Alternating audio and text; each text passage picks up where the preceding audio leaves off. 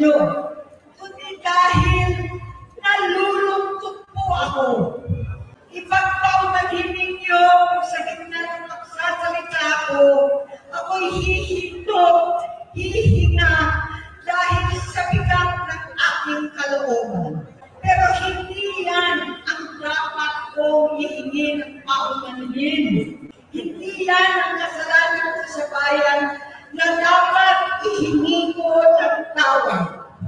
Narito po ako dahil sa tawag ng Iglesia ni Cristo para sa transparency, accountability, at justisya. At dahil sa tawag ng sarili kong konsensya. Teka, bago natin ituloy, mga palangga, huwag natin kalimutan yung nangyari dito sa Beverly Hills. 'Di ba? Nitong March. Na huwag natin kalimutan na mismo ang undersecretary nila na si Dina Arroyo Tantoco ay talagang nahuli at umamin na sila ay tumitira ng pulburon. Kaya nga namatay yung asawa ni Dina Arroyo Tantoco na si Paulo Tantoco. So, kung hindi pa maniniwala ang taong bayan sa yung mga kapulisan na mga kusanduluhan, tignan natin. Bilang senador, bilang kapatid, bilang Pilipino, bata pa lang kami ni Bongbong. Alam na ng buong pamilya ang problema sa kanya. Okay, bata pa lang sila, alam na ng pamilya ang problema sa kanya. Naalala ninyo yung in-expose ko sa inyo na nung mamamatay na si Marcos Sr. sa Hawaii, ay hinanap pa nila si Bangag Jr. dahil nagbabangag kung saan-saan napupunta. Sinabi ko yan sa inyo.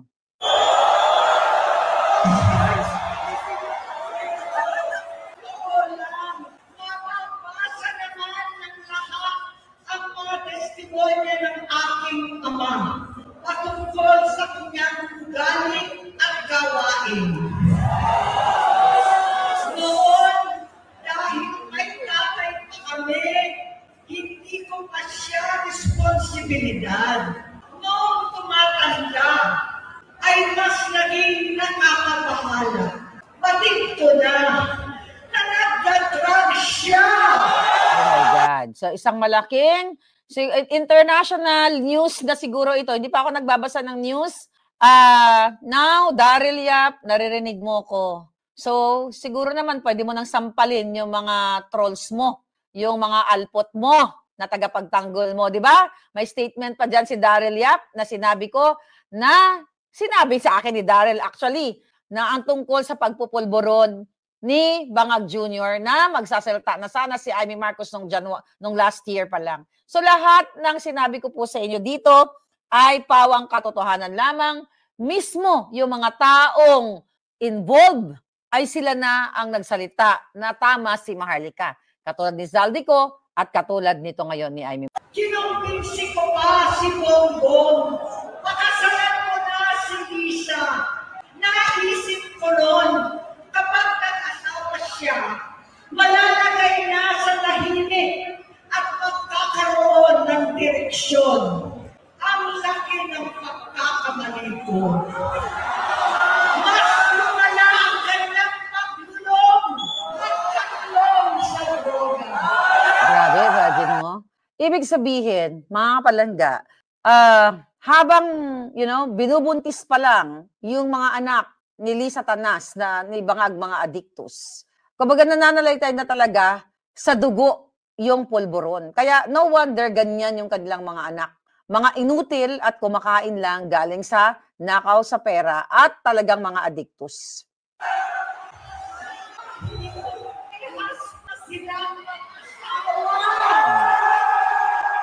Tama si Cathy Binag na nag-aadictus sila pare-pareho.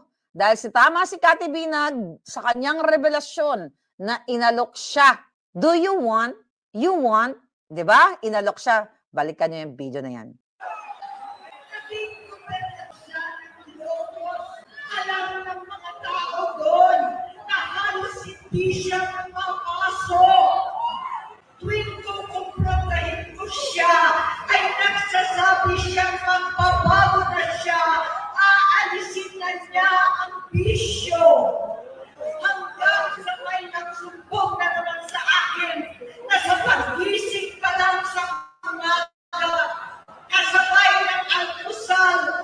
marijuana pala. Lahat sila nag-iinuman at gumagamit ng cocaine. Kasama ng asawa at barkada. Oh, sa the court. Okay? Kung saan sila tumitira. So nagkamali ba si Maharlika? O mag-sorry kayong lahat nang nagmura sa akin. Magsulat kayo dyan. Ito na ang araw ng bindikasyon. Dahil lahat ng sinabi ko patungkol sa korupsyon, patungkol sa pag-deliver ng pera, kasi saldi ko, pinatotohanan na. Now, si Marcos, pinatotohanan na tama lahat ang sinabi ni Maharlika. Tulad ng ama ko, kinastigo ko ang mga pagkalan niya. Ang nasirang si Bong Dasa, si Edwin Cruz, Inigo, Tony Boy, Sam Anton, alam po ninyo yan. Tignan mo, Inigo, Anton Lagdameo, asawa ni Don Solueta, magsalta ka na rin doon. Dahil nakikinabang kayo sa pera ng bayan, sa sweldo pa lang, kaya dapat talagang tanggalin na ang bangag administrasyon na ito. Ano? Nagre-resign na sa takot ang mga pulis nila at staff dahil sa lumalalang bisyo. Inayos ko sila dahil gusto niyang inulit ang buhay niya. Gusto niyang mag-vice-presidente. Hindi siya pinalad at lahat nagkaroon ng oras para sa bisyo. Simula noon, naging malabo sa amin ang lahat. Kaysa mag-away, bigla na lamang lumayo ang loob namin sa isa't isa. Si Inigo Zubel, okay? Yan ang sinasabi niya dyan. Sa mga palangga, tama yung statement ko sa inyo na talagang hindi na nag-uusap si Amy Marcos noon dahil nga hinaharangan ni Lisa Tanas. Dahil nga, ayan, sinabi niya na mismo na pinipilit niyang anuhin yung kanyang kapatid, di ba? Kumbinsin na magbagong buhay na. Pero sige, tignan pa natin kung ano sinabi niya. Noong 2016, kasabay ng kampanya ni dating Pangulong Duterte laban sa droga. Lumabas ang pangalan ni Bongbong sa listahan. Nakasama siya sa listahan ng mga celebrities, mga artists. Di ba sinabi ko sa inyo yan? Kasi sino nagsabi niyan sa akin? Si Daryl Yap. O Daryl Yap, mag-sorry ka sa akin. Sabihin niyo pa sinungaling ako. O ngayon. Maricel Soriano at iba pa. O Maricel Soriano, Pidea Leaks. Mag-sorry kayo kay Agent Morales. Di ba? Kaya sabi ko doon sa Pidea Leaks, Jinggoy, Escudero, Bato, Bongo, Robin Padilla. Kaya nga naman ako galit na galit noon na ipatawag nyo na si Lisa Tanas at si Bangag. Oh, pero ito na ngayon, ang kapatid mismo ang nag-reveal sa katotohanan. Masisinan ko kinausap si Pangulong Rodi. Halos nanikluhod ako. Sinabi ko ayon sa kapulisan, dapat unahin, usigin ang mga pusher. At saka na lamang sagipin ang mga user. Naligtas si Bongbong. Sinabi ko yan sa inyo na lumuhod siya kay Pangulong Duterte. Okay? Ngayon, pakinggan pa natin. Labis ang takot ko at pag-aalala. Kinausap ko siya at nagsabi siyang talagang siya ay nagbabago na. Muli at lagi, hindi ako nawalan ng pag-asa. Ako'y naniwala ulit. Mula noon, ang natatanggap ko na lang na balita tungkol sa kapatid ko ay regular na magpapadoktor. Kaya kumama naman ako. Inisip ko, totoo, dahil nakopera na ang tuhod niya sa gout. Siguro, totoo na ito.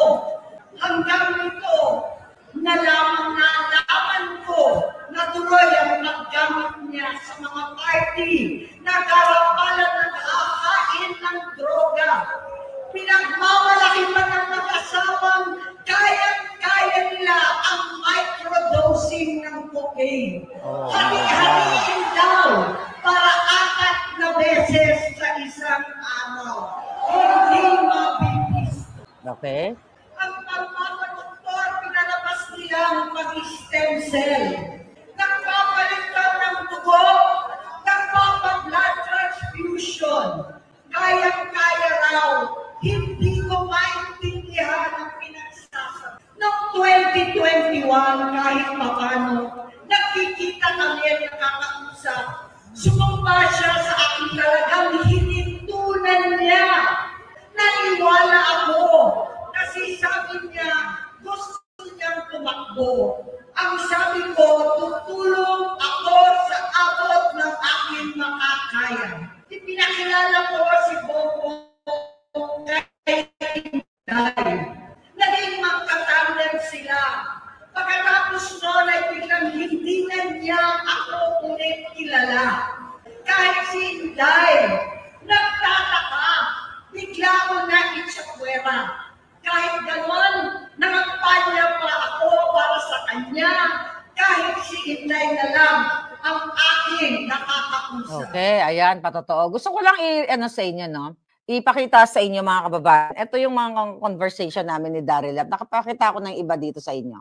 Ayan. Ang conversation dyan, so si Amy magsasalita na. Sabi ni Daryl, message mo, mga sasabihin mo, magsasalita na siya. Sabi ko, Senator Amy Marcos, aminin mo na sa taong bayan na pulburon adik ang kapatid mong si Bonget. Maawa ka sa bayan kung totoong mahal mo ang bayan. Ayan. Nakita niyo yan? Ayan yung message namin ni Daryl Yap. Ayan. Kaya naman ako nagagalit sa kanila dahil ginagawa nila akong sinungaling. Pero ngayon, sabi ko nga, vindicated na ako. Ano sabi ni Daryl Yap?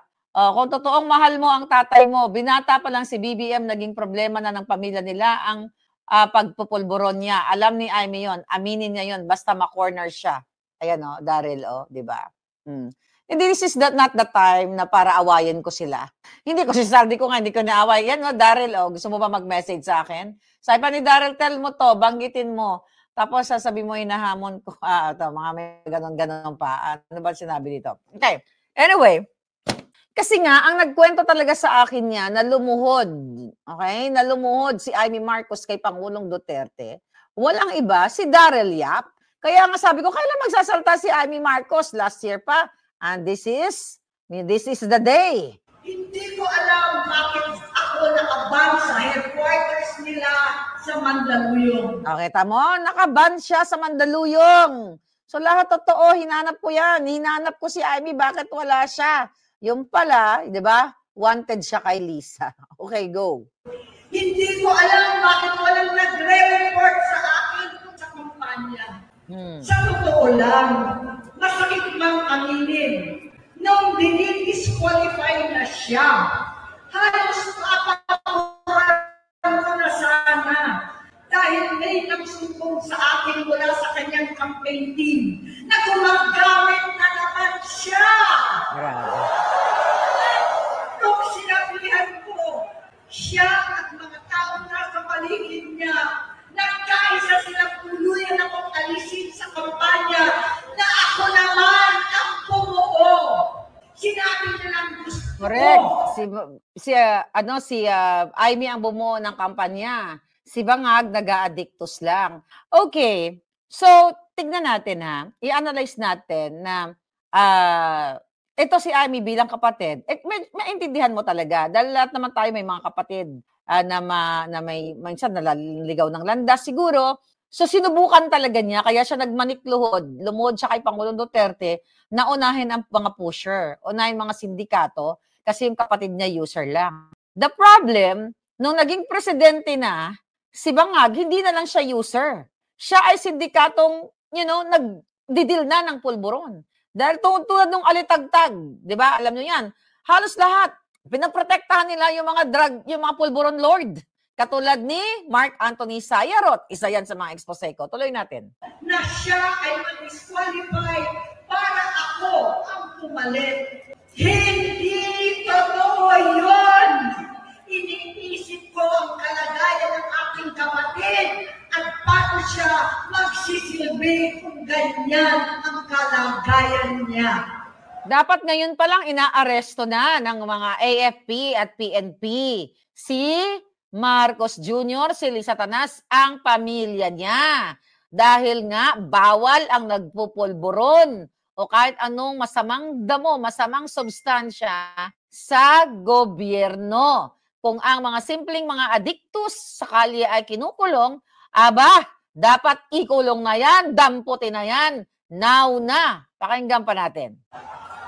Pero pinaparating sa akin na hindi siya tulong. At minsan na lamang tuwing nagpa-party, hindi ko maipaliwanag bakit gusto ko maniwala at hindi mawala ng pag-asa. Noong nanalo siya, naging pinakamalayo na kami sa isa't isa. Maliban sa opisyal at takbuhan. Kasi gusto nang kontrolin, kinontrol na, kaya malayo sila sa isa't isa dahil kinontrol na ni Lee Satanas ang pagnanakaw, ang smuggling sa lahat ng ahensya ng gobyerno, pati sa mga online gaming, sa PAGCOR, isa yan sa mga una kong in-expose. The reason why wala na si Aimee dyan sa poder ni Bangag based doon sa kanyang statement. At kapag pumupunta yung nanay namin, hindi ako sumama sa loob ng 3 taon dyan sa Malacanang.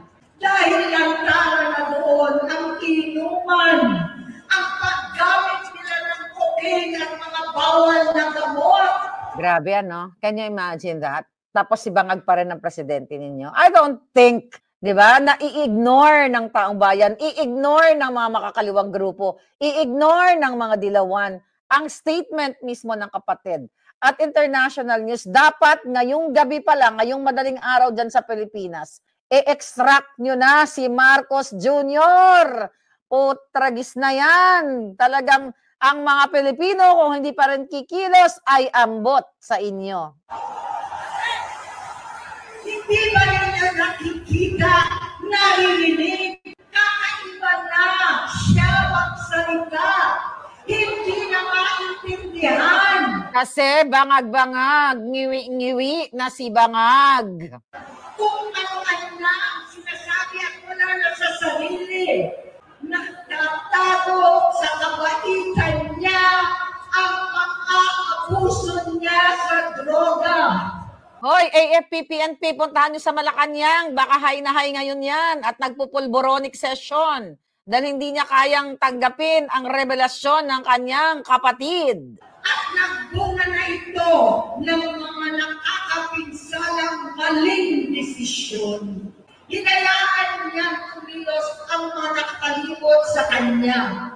Yung mga umaastang presidente, habang nilulong siya ng mga ito, hindi na kami ng kausap. Sa harap ng publiko, pinipili ko magmukha kaming maayos. Pero wala na kaming koneksyon. Hindi ko hinihiling na maunawaan ninyo ako, lahat kayo.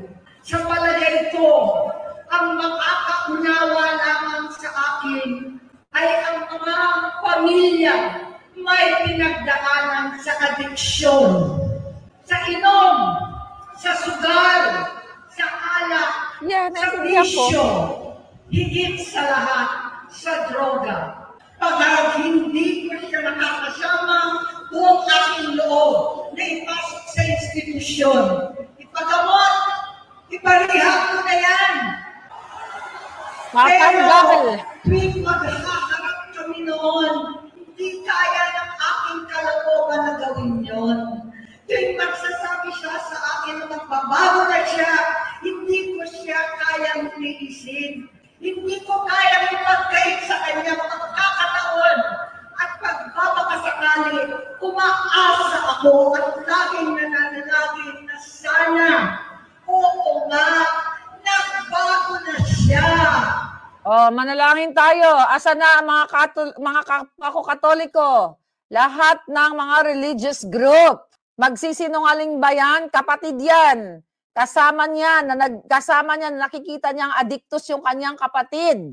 Alright? So ngayon, AFP, PNP, mag-withdraw na kayo ng suporta sa isang addict na presidente. Manindigan kayo sa bayan, sa konstitusyon, at para sa pamilya ninyo. Pag hindi nyo pa inano yan, talagang dapat ang mga tao ay lumabas na ng bahay. Mahirap sa isang kapatid na gawin yan. Kaya nga ako galit na galit dyan kay Amy Marcos nung last year, even kagabi, dahil sabi ko, alam na alam mo naman adik ang kapatid mo. At nangako kayo ni Daryl Yap sa mga messages natin, nangako kayo kay Inday Sara na sasabihin nyo na si Bangag ay talagang adik.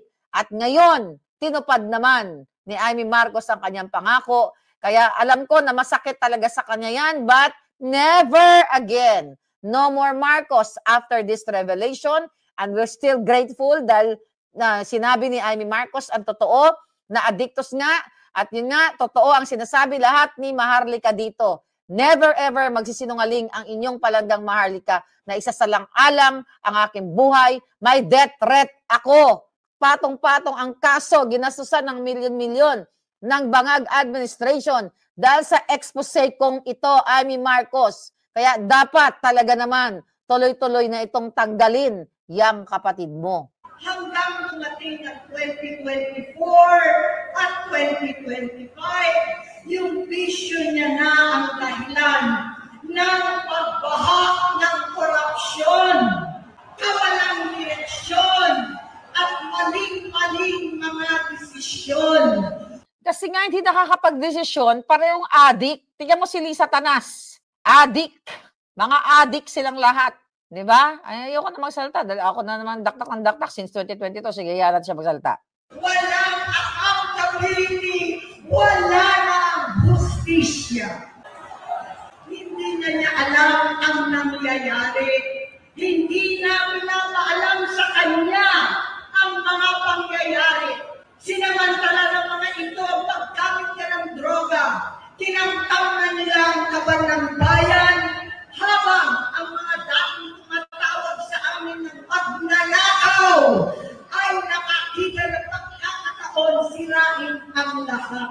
Kaya nga, yung tumatawag na mga dilawan ngayon ay bumabaw na sa kapatid mong adik. Tama ka dyan, Senator Amy Marcos. So, asan na yung mga dilawan? Lenny De Lima, Ontivirus, Kiko Maching, lahat kayo nagalit kay Marcos Jr., Marcos Sr.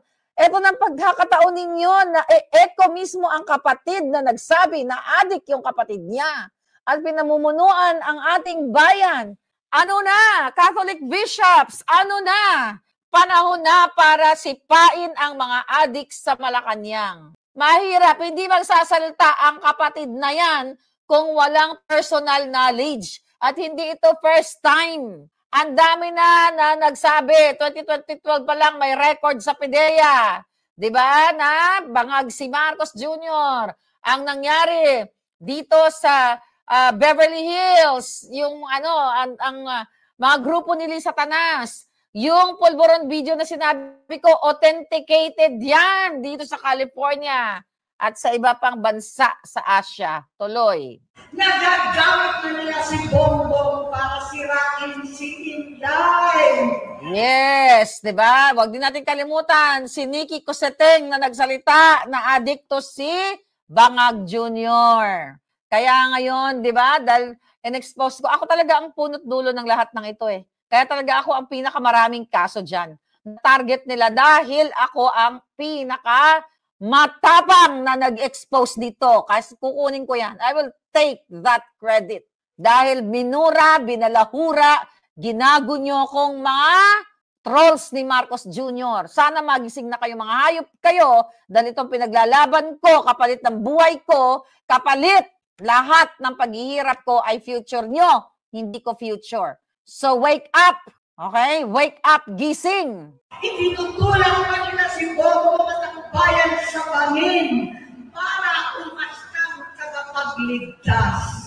Mula sa pagtraidor at pagpapahamak kay BP Inday, sa confidential funds na tutuusin ang galing naman sa opisina ng Pangulo, hanggang sa pagpadukot sa dating Pangulong Duterte para itago na lamang sa ibang bansa.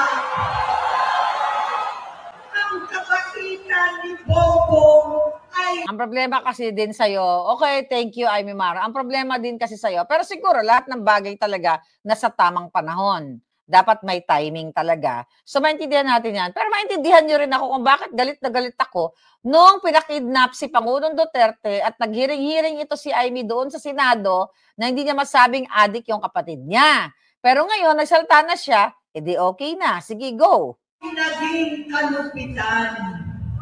Karapanan ng pagkakikip sa kanya ng mga nasa Congress, sa Senado, mga miyembro ng kabinete. Kitang-kita na ng taong bayan, wala nang puwang ang kahihiyan. Para bang nauulit ang mamugot ng kasaysayan dinanas namin noon. 60 Wala na, tapos na kayo. At least man lang, kahit pa paano may nagawa kang mabuti, ay Senator Amy. Tapos na ang kasaysayan ng mga Marcos. Never again. 8 years old po ang nanay ko nung pinatalsik sa pwesto.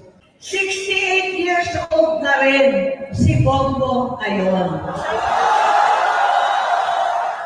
November 17 din, noong 2021, nung nakumbinsi ko si Inday na magbise kay Bongbong. November 18 po, bukas, ang ikatlong araw natin. Siyam na taon na nakakaraan.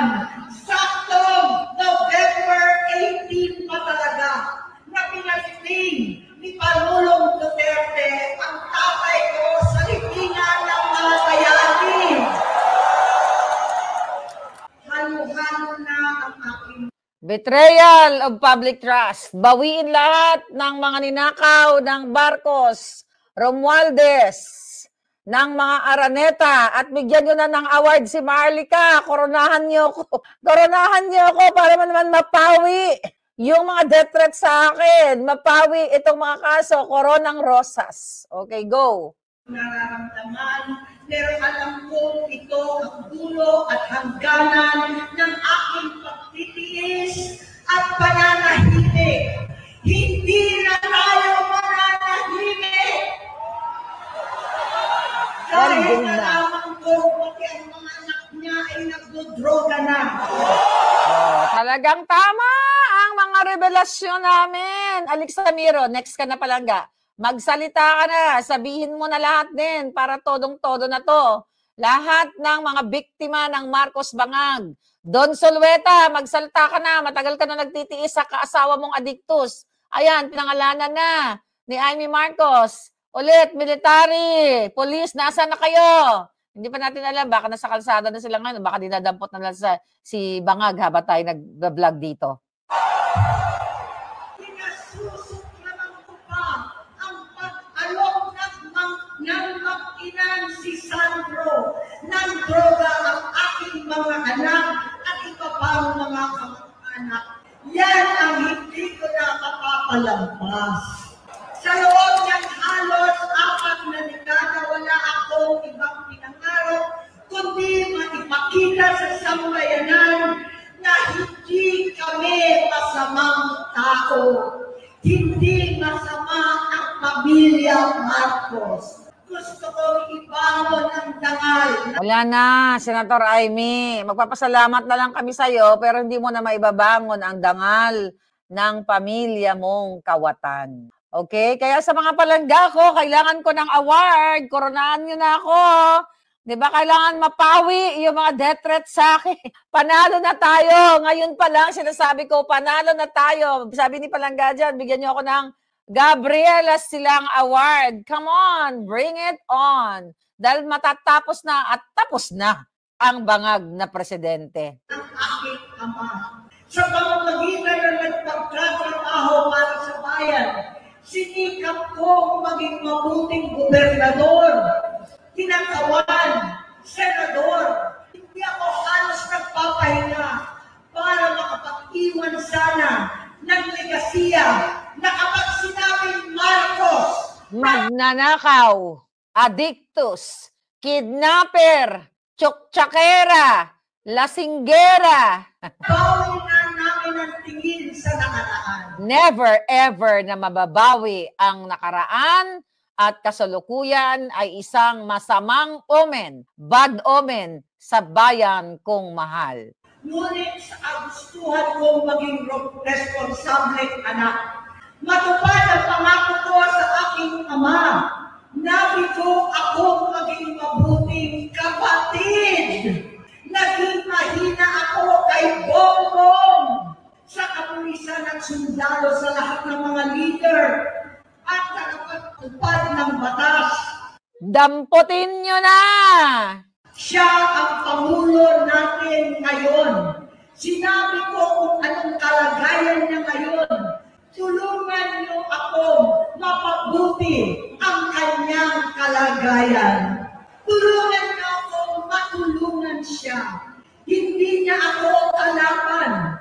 Ang kalaban niya ay ang sarili niya.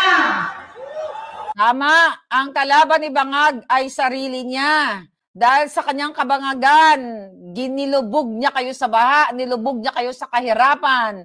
Kaya talagang dapat pagising natin, wala na si Marcos Jr., nakakadena na mayroong pulburon sa bunganga niya kasama si Lisa Tanas, si Lagdameo, lahat ng kanyang mga gabinete na nagpupulburon. Manindigan na kayo, mamamayang Pilipino, kaya siguro tinapos na ng INC ang kanilang rally ngayong gabi dahil checkmate na. Actually, maya-maya alam ako. May revelation din ako. May alam ako dyan. At nadadaway ang bansa sa laban na yan. Bilang senador at lingkod bayan, batid ko ang mga problema at gaya ng bayan, alam ko rin ano ang solusyon. Sa pagkakawatak-watak, patuloy na pamumulitika, pagnanasa sa kapangyarihan ng mga talunan naman, kabuluhan sa Mindanao, alanganing giyera sa China at Estados Unidos, kawalang pananagutan sa flood control scam, kalapalan kahiman, panggigipit sa hindi kaalyado, pagkakanulo sa kapwa Pilipino, pagsakit sa dating Pangulong matandang may sakit upang ihagis lamang sa bansang dayuhan, pagsagsag ng piso, paglaganap ng gutom, paghihingalo ng ekonomiya, at pagsasawalang bahala sa taong bayan. Ayan, damputin lahat. Pati dyan si Francis Lloyd Tichua, si Teddy Boy Locsin, na nakipagsabuatan kay Marcos at saka kay Lisa Tanas na mangidnap ng 2 bata sa Turkey. Yan, isama mo pa yan sana, Marcos. Yan ang sinabi ko sa'yo nung sa Dahig tayo. Okay, wala ka pa rin ginawa dyan sa kidnapping na yan. Alam ni Inday Sara. Pero sige na lang. Okay na, okay pa rin na nagsalita ka laban sa iyong kapatid, yung katotohanan. Pero kulang pa rin. Di ba? Ang delubyo at kalamidad na nagdudulot ng parusa, ang korupsyon na nauwi sa kawalan ng tiwala at hustisya sa Pilipinas, sa kanyang pamahalaan, lahat ng yan ay masusolusyonan kung ikaw, aking kapatid, magsayos ng iyong sariling kalusugan. Baka magpapatiwa ka na si Bangag. Kapag bumuba ang ingay sa politika, kapag umuwi na kami sa aming pamilya, hindi bilang senador, kundi bilang ate, bilang si Manang Aimee ni Bonget, kaya ito sasabihin sa harap ng taong bayan, sa harap ninyong lahat, at sa harap ni Bongbong. Bonget, magkatatlong taon na tayong hindi nakakausap. 3 taon ko nang sinusubukan muli na ako'y pakinggan. Siguro ngayon ay makakarating ng buo ang gusto kong sabihin. Walang mababawasan, hindi matadagdagan. Bongbong, nag-aalala sa iyo si Manang. Tuwing nakikita kita sa TV, gusto kitang puntahan. Napakalaki ng pinagbago mo. Itsura, Ngarag, bangag, ngiwi. Talaga naman, makakasira ng utak, nakakasira ng bayan ang pagiging adik ng isang namumuno katulad ni Bonget na ading mo. Sasalita, takbo ng pag-isip. Minsan, napapatanong ako sa sarili ko, ikaw pa ba yan? Si Bongbong ba talaga yung nakikita ko? Siya yan. Adictus Benedictus Albatros. Pati Albatros yata tinitira ni Bangag. Pero ako, ading to, ako pa rin ito. Ako pa rin ang ating mo na tumayong ama't ina sa inyo sa ibang bansa. Ang kasama nyo sa sumubok na sanglain lahat ng sakit para sa iyo. Ang kapatid mo na hindi mo kailangan hingan ng tawad dahil agad ka nang hinihintindi at tatanggapin dahil mahal kita. Mahal Nasa ang droga. Tipan, kay Lucas, Kapitulo 17, versikulo 3 hanggang 4. Kung magkasala ang iyong kapatid, sawayin mo siya. At kung siya'y magsisi, patawarin mo siya. Nasa Washington Post Tama na. na ang ading ko. Tapusin mo na ang paghihirap mo at ng bayan. Gaya nung umalis tayo sa palasyo, kaya mo paniniwakan ang iyong kamay, huwag kang matakot. Malaki na ang dulot sa iyo ng droga. Sinisisi ko ang sarili ko dahil hindi ako nakinig sa mga sumbong. Hindi ako nakialam. Hindi ako maniwala. Pero hindi pa huli ang lahat. Tama na ading ko. Magpahinga na tayo. Umuwi na tayo. Magpagamot, magpagaling at nangangako ako. Hindi ako malilingat. Hindi ako magkukulang. Lahat ng kasama mo ngayon, hindi natin kasama. By the way, mga palangga, meron bang alam dyan sa Wikipedia? Bigla ko lang ginugel yung Polvoron video. O, sino marunong mag-edit dyan? Ayan na pala, oh. Nasa Wikipedia yung Polvoron video. The Polvoron video is a video published on July 22, 2024 purportedly depicting Philippine President Marcos Jr. snorting polvoron. The video has been found to be a deep fake by both Philippine government law agencies and independent fact-checking bodies. Edit nyo yan, mga palangga, na techie. Ayan, deepfake daw. Ngayon, ang sinasabi dito, target, Marcos Jr., first reporter, Claire Contreras. Tama naman yan. Paki-edit nyo nga yan. Di ba? Yung mga magagaling dyan sa Wikipedia, hindi ako marunong yan eh. Anong deepfake ngayon? Nyeta, nasa Wikipedia na pala, accused by Maharlika and Harry Roque. Paki-edit nyo nga palangga. Di ba, na-edit yung Wikipedia na yan? Kasi eto na nga yung araw na to. Totoo, hindi deepfake yung video ko. Authenticated yan. Hoy!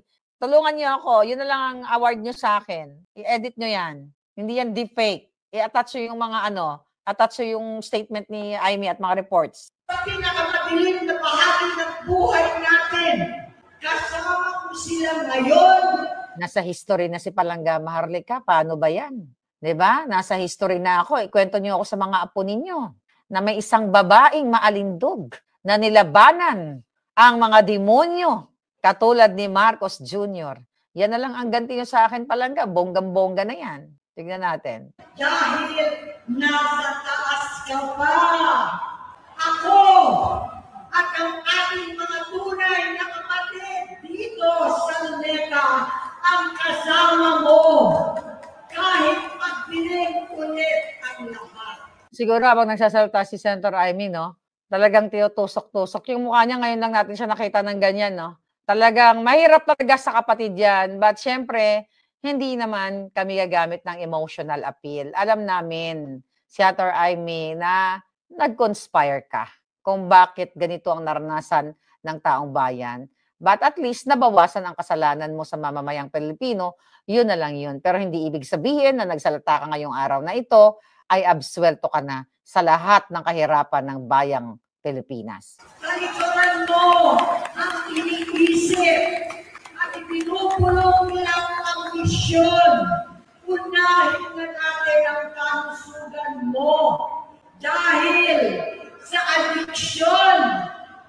binigyan mo ng malubhang karamdaman ang buong bansang Pilipino. Matatanda na tayo. Sakitan na si Mami. Edit nyo na Wikipedia. Nauna, please. Alagaan na lang natin ang isa't isa. Kaliwat kanan man ang pagbuhusga sa akin. Malinaw sa aking puso na dapat mauna ang Diyos, ang bayan, pamilya at sarili. Hanggang sa mga oras na ito, Gomer, gusto kong malaman mo na hindi kita sinusukuan. Hindi ko kakayanin kung mapapahamak ka. Kaya hinihingi ko na tayo'y umuwi na. Ayan, umuwi ka na, bangag. You know? Yan, ibig sabihin yan, bumaba ka na. Maganda lang yung pagka-deliver ng kapatid mo. Dahil kapatid ka pa rin niya. Umuwi ka na, umalis ka na dyan, or else kukuyugin ka ng taong bayan. Mamahina alam sa iyong kalusugan. Kaya ko mabigo at mawala sa iyo ang posisyon, pero hindi ko kayang mawala ka sa amin. Ayusin mo ang sarili mo. Magpagamot, alisin ang droga sa iyong sistema. Hindi na yan, mawawala ang droga sa sistema. Nakadikit na lahat sa buong pamilya niya. Alisin natin sa sistema ang bangag mong kapatid. Ngayon na, ngayon na. Mga military, mga pulis, ano na? Nag-uusap na ba kayo? Tatanggalin nyo na ba si bangag? Dahil recently, kaya naman siguro, nag-tender ng resignation si Bersamin at si Pangandaman dahil alam na nila, di ba, na magsasalita o matatanggal na nga si bangag. Kaya kanya-kanya na yung talon. Kaya sa kabilang bakod, pero siguro naman, alam na ni Inday Sara yung mga strategy ng mga kalaban na ganyan. Wala akong ibang gusto kundi gumaling ka, malagpasan natin ito muli. Dahil wala akong ibang hinahangad bilang ate, kundi maging masaya ka, maging ligtas. Masaya kang bumabaha ang pulburon. Maging masaya kang sungal-ngalan ng pulburon dahil maraming pinatay na mga kababayan natin. Si Satanas, si Bangag, dahil sa pagnanakaw nila sa kaban ng bayan. Marami ngayon walang bahay, inanod ang pamilya. Kaya gano'n na lang ang galit ng taong bayan, hindi ka rin namin mapapatawad, Amy Marcos. Dahil hinayaan mo, pinatagal mo pa ng 3 taon. Marami nang nanakaw, marami nang kandamatay. Kaya naman, kahit magsalita ka, ay hindi ka pa rin mapapatawad ng taong bayan. Sabi nga nila, dahil naging kasangkapan ka at naging accessory of the crimes. Kasi maraming crimes. Malusog, matatumpay sa buhay. Itama ang mali, labanan ang adiksyon. At ako, hindi kailanman aalis sa iyong tabi. Totoo naman yan, dahil kapatid niya. Parang may narinig ako na nagsabi, oh, si Daryl Yap yata nag-record niyan. Oh, you're so sweet. Normal lang yan. Kapatid niya yan eh. Susuporta at hindi titigil, manalangin kasama ninyo dito sa Luneta at sa buong mundo.